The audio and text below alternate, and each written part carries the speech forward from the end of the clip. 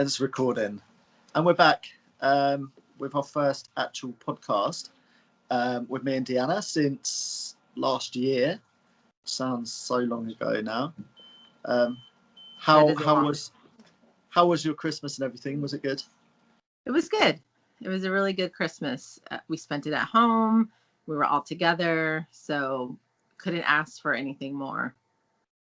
How was yours? Actually, yeah, I found it quite good.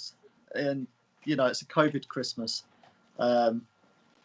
It was different, not having people coming round, but it was quite nice. It made it a bit cozier and more. There was more focus just on us guys here, if you know what I mean, rather than everyone.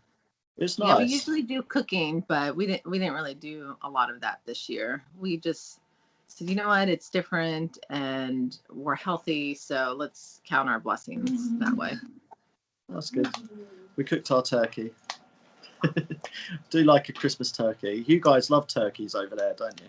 Oh, we just love our turkeys. Thanksgiving, Christmas, let's just do a turkey. So, for anyone that's... oh, yeah, by the way, the channel's hit 200 subscribers. Yay. Which is brilliant because it means, you know, people are watching and we are actually succeeding in getting information out there and what we're talking about is being heard. And also people are following Darcy's journey. So yeah, both the information side and the Darcy's journey side, that's brilliant. And thank you for everyone who's watching and subscribing. Maybe Deanna here will do a journey of, you know, Grace's on YouTube. And is that a challenge? No, I'm just saying you might do one and might not. I don't know. But I'll just send you the videos and you post them on Darcy's page. Oh, I could do that. I could put them on here. See, I think Grace would be amazing on YouTube. But yeah, she's very cute. I might have to do that. But so we've been sitting there talking, haven't we? And we decided that we wanted to talk about the stresses of a trisomy 13 diagnosis at birth or pre-birth, and the sort of things people go through and just our experiences with it and the people we speak to or have spoken to over the time, how we've, you know, seen people deal with it, how we've dealt with it. It's a hard thing, isn't it? That original diagnosis. It's really hard. It's really hard. And I think mental health is always something important to talk about. I think in past it's been not widely spoken about openly in a lot of different areas. And I actually do think in a way, at least with COVID, as we're all in this kind of COVID situation, it has kind of brought it to the forefront. But I think it's especially important in this aspect, I think, of our life where it's supposed to be this happy, miraculous time, and it really, you know, spirals into, you know, something kind of dark. Yeah, I think you saying about COVID actually, it's an especially sort of hard time for mental health stuff, and I think that would have made a diagnosis even worse if, you know, personally, if I'd received that during this time as well, it just, I don't know, probably be too much. But, you know, yeah.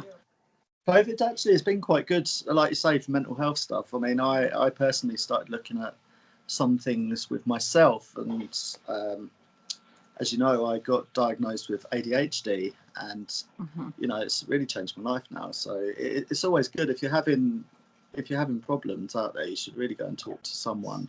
Don't keep it in, people, because it can really help having these sort of conversations with professionals and finding out what's going on in that. And it does. And you know, we're not professionals, and these people have studied a long time and gone to school and really learned how they can be of a value to, you know, others and help them along their journey. I mean, I think I got really, no, not I think, but I know I'd gotten really depressed, you know, after my dad had passed away. That's a whole other journey. But, you know, when you see those and you look back and you go, wow, that's some deep depression and, you know, how you're not your normal self. And this kind of diagnosis can either re-trigger you back into that kind of stage, or it'll be the first time that you're actually dealing with it. I think what I found is like you kind of mourn, even though you haven't lost your child, just from, I mean, don't get me wrong, I know a lot of people out there are unfortunate and do lose their children maybe before birth or something, but when your child's born and you get the diagnosis, or you know beforehand, you really do, you go through a weird sort of mourning process that it's probably unnecessary at the time, rather than enjoying the time you have with them. It's a weird thing because it's so, I don't know, it's just so negative when you're told about it, and the things you Google and find out, it's always really negative. And it's hard, isn't it? I don't know if over there, over here, we with our NHS and that, we get quite a lot of, you know, support and things. So, you know, we have teams obviously for Darcy, but they have psychologists and stuff, and people that, you know, just help talk to parents and things in these sort of scenarios. And I do think any parents out there that are in that scenario, you really do take up that sort of offer and talk to these people. It's very important, because like Deanna was just saying, it can really take you to some dark places in your mind, and it's really hard. I don't know, do you get a lot of support out there in the States? We do. It depends. It depends on, you know, the person and the access, of course, with different kinds of insurance. But usually the hospitals, they'll have you turn towards like their palliative type care team. But the thing, what's interesting about here in the US is, I think it's not only the palliative care team and their, you know, what they envision for families, and they try to help them on that journey. But I think also sometimes their opinions can also, you know, sway people. And I've dealt with different kinds of palliative care teams, and I've been lucky enough to be around people really super supportive of our decisions. And, you know, I know there's families out there where they haven't received that. And so their experience is, you know, quite the opposite. So, you know, you have to also be forward enough to say, no, you know, if this is not the type of care you want to receive, you know, to find someone else and to keep searching. Because of course, I don't think doctors and nurses and these teams want to provide false hopes, but I think there is a reality balance that, you know, needs to happen. And I think they can be a bit too careful, and it comes across very negative because they kind of don't want to say anything, do they? And they're just like, well, you know, it's not good. And I think people who, I don't know, actually, the way they deal with it as well. I mean, here it was very surreal. It was like, you know, a room full of people, and they're all like morbid, and one of them was actually smiling, weirdly enough. It was really bizarre, but they didn't really fill us with any hope at all. And like you say, with the palliative stuff, we got put straight onto a hospice from birth, just based on the diagnosis, not her actual condition. And I think that's, like you were saying about you know, being sort of assertive about things. Definitely, if something doesn't sit right, or your gut's saying, you know, then you need to go with that. Don't let the doctors just steer everything, because they kind of work to,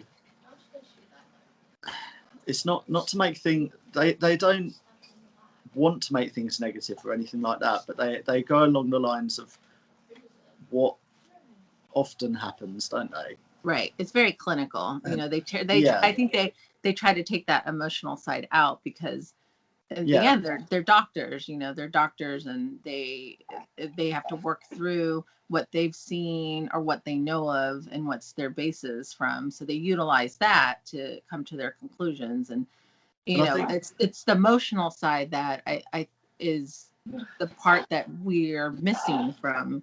And I get it, because doctors are, they have to separate that themselves, or else then how are they going to do their work?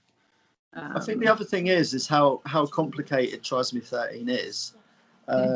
Obviously at birth or pre-birth, they haven't been able to do the extensive testing to get those sort of in-depth answers about things. I mean, unless something is screamingly obvious on a scan, like, heart problem or organs in the wrong places or something, then it's really hard for them to say this or that, and they have to basically go on, well, it is trisomy 13, it might not be good, this is how we deal with it. And then I think obviously later on, with the children that survive longer, they start doing the bigger tests and actually seeing how the child's developed. But I don't know if you can hear Darcy in the background. He's like, yeah, you tell him. We change things.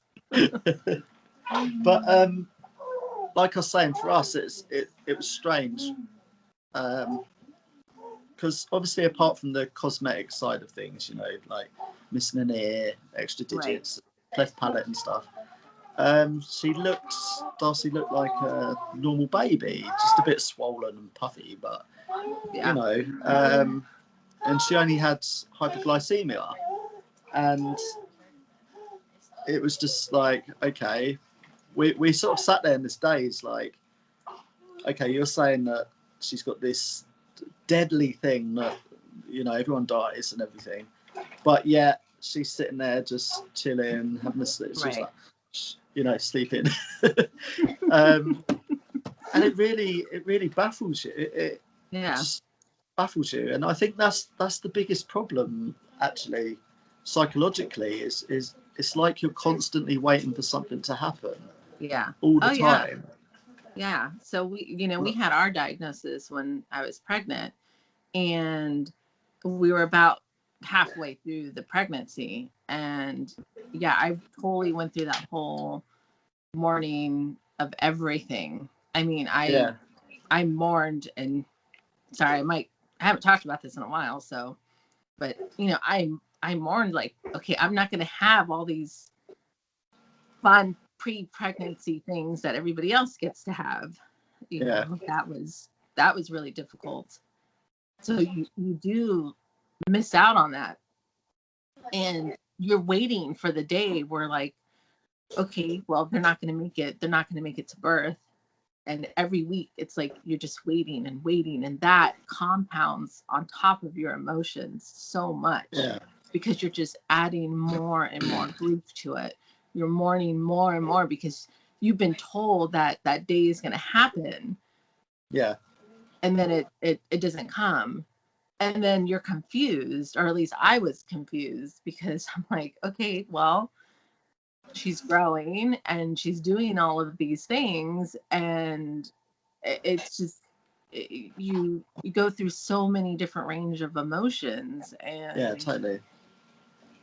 For us, she's basically our first and only child, and it was so hard to think, like, gosh, all these other people. And that's the other thing, is it's not only just mourning and grief, but then it's jealousy.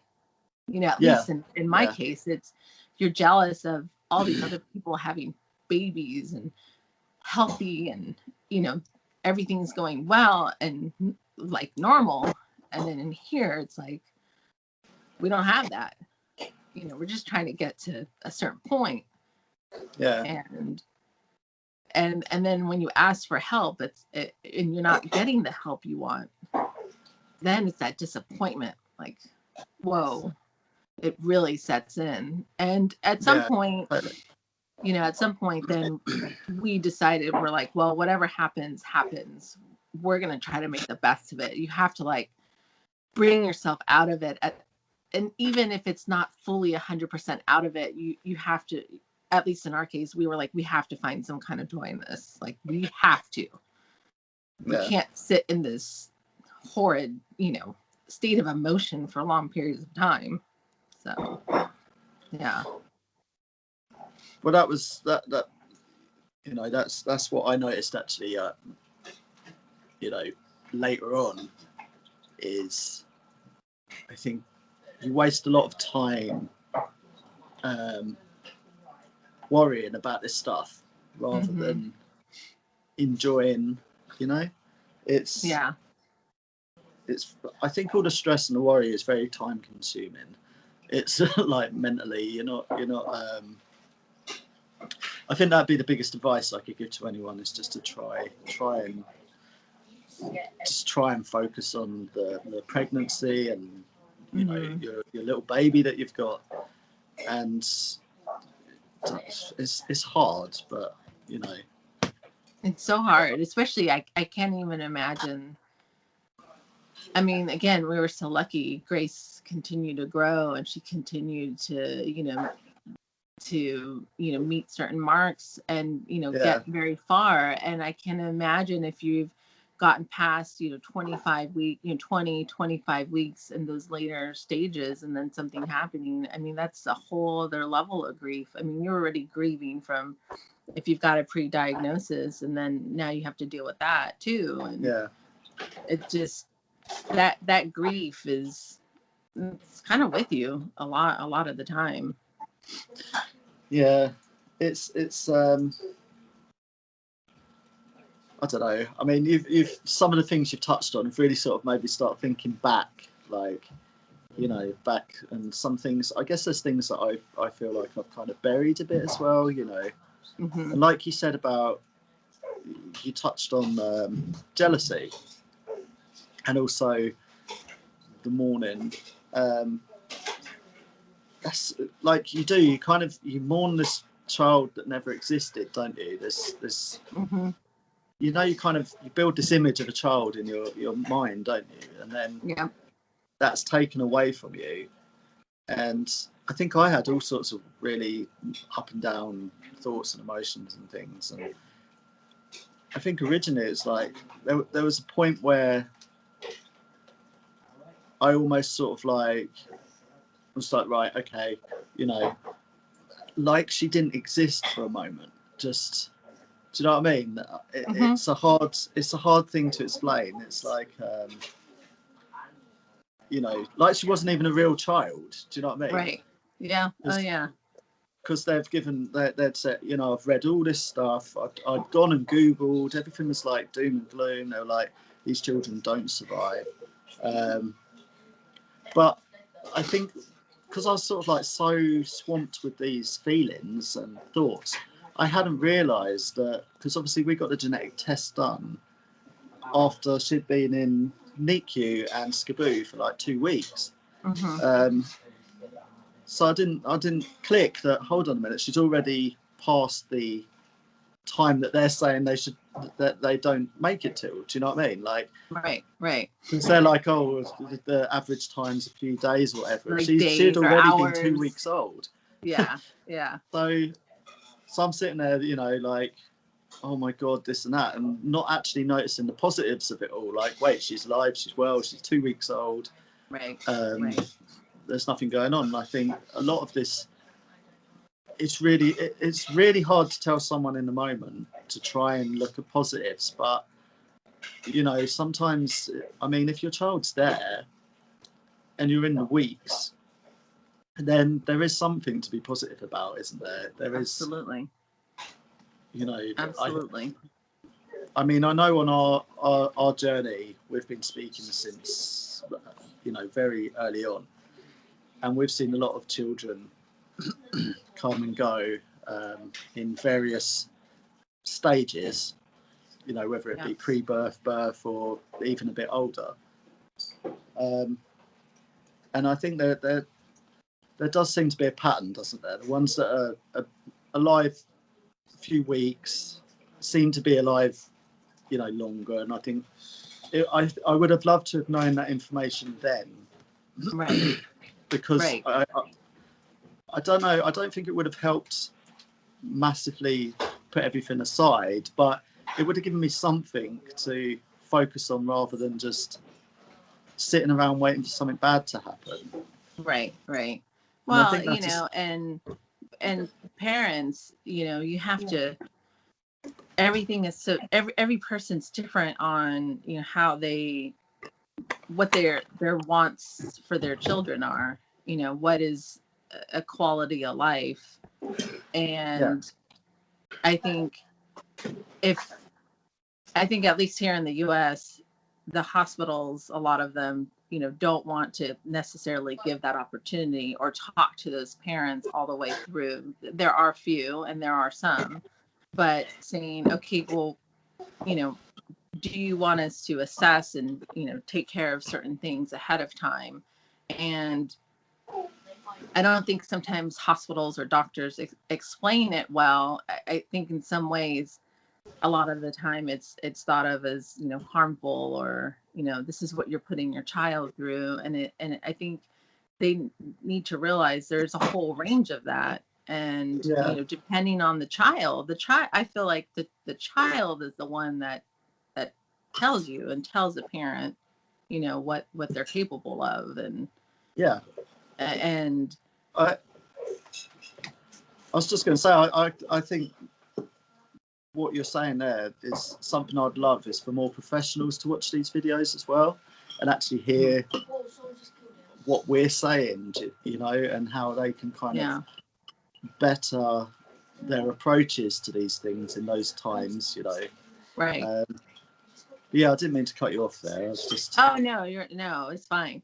I know. I just think, these are such big decisions that parents have to make, and that you have to, parents have to then live with whatever the outcome is. And, that parent and that individual has to know that they have made the right decision and they've had all that knowledge. And when they don't have that knowledge, that can sit with them later on in many years to come. If I would have known this, or if I would have known that, would my decision been different? And well, I've actually had in the past now, I've had a couple of parents reach out before that have made decisions based on the information they had, and then have found, Darcy or the community, and realised that they sometimes live longer, and it's just devastated them. They've been like, and it's all based on, things like them ending a pregnancy based on information given to them by professionals, which isn't always accurate. It's and like we said, it's not the fault of the professionals. I get that. They normally Trisomy 13 doesn't work out too well, and they have to be real with that information. But I think they'd be in trouble if they gave false hope and something went wrong. Of course. But they need to be looked at. Like, there needs to be a better way of dealing with it.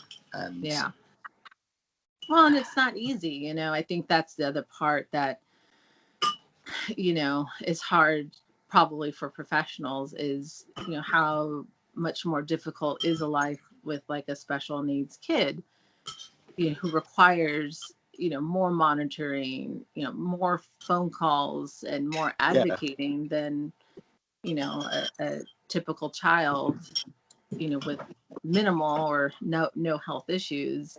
What does that look like on the parents? And, I think too, it's hard for them to get on board with, okay, you're going to have to do X amount more. That's the burden. But is it? I guess depends. I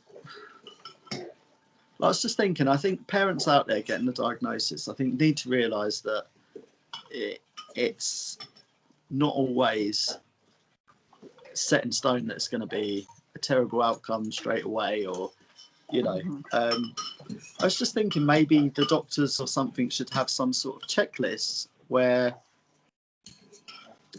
rather than going like they do, right, this is a diagnosis, and then just basing everything on that diagnosis. Maybe they should actually look at the children and go, well, this one's okay here, okay here, okay here, okay here, and then base their information that they give off of the checklist of said baby. Do you know what I mean? Do you think that'd make more sense? Like with Darcy, if they had gone, oh, she's got, if they'd actually taken the time themselves and gone, looked at her and gone, well, she's got trisomy 13, but she's not showing signs of this. She's breathing okay, her SATs are okay, her heart rate's okay. Then maybe they could change how they approach telling us.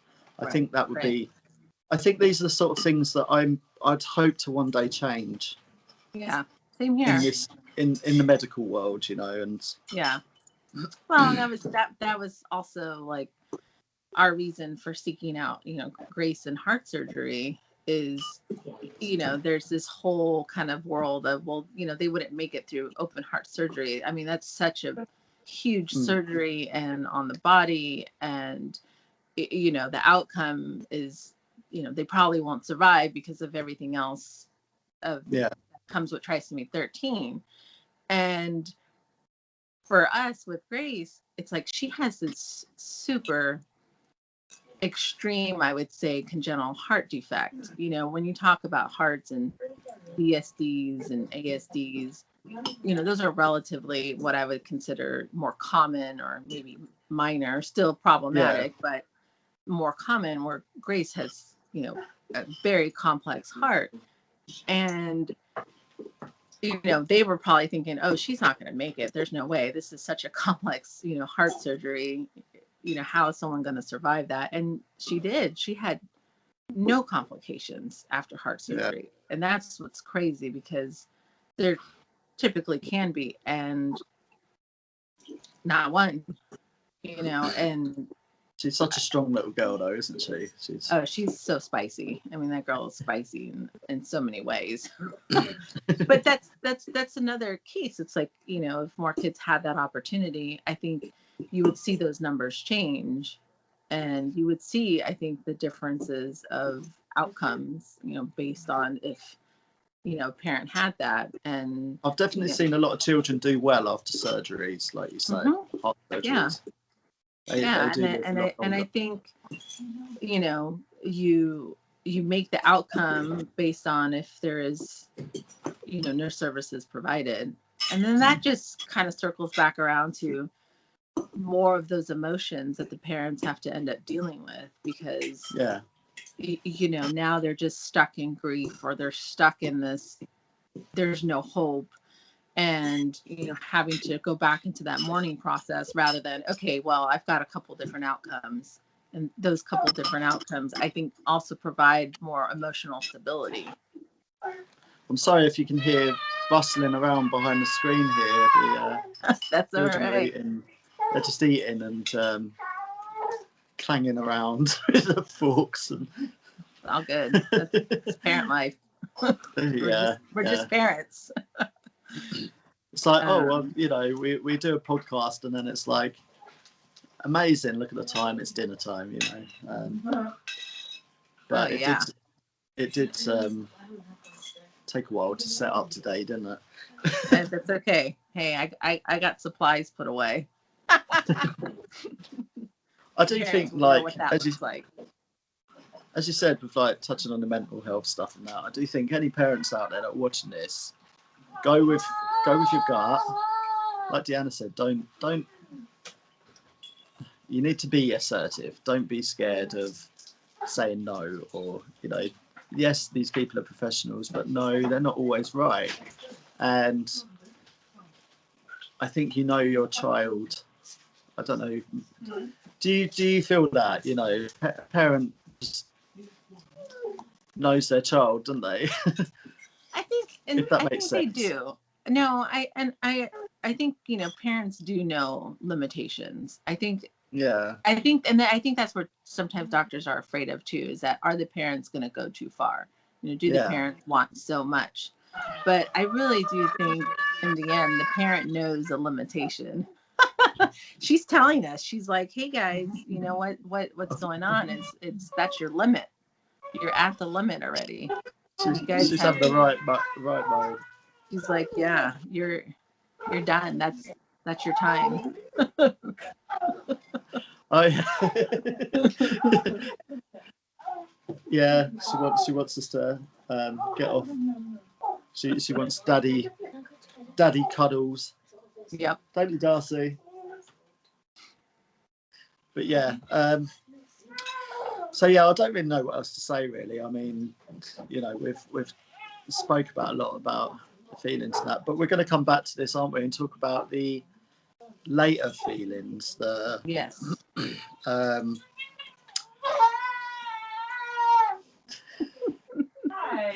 As you know, a handful of parents will go on past 1 year, 2 year, and it changes quite a bit, doesn't it? I think, and it does. That's what we want to talk about next. I guess in mental health part 2, we could call it. Yes. Yes. Trying to think of a good name there for the videos. I don't know. Mental health is. I mean, it's just right there. It just changes. It evolves.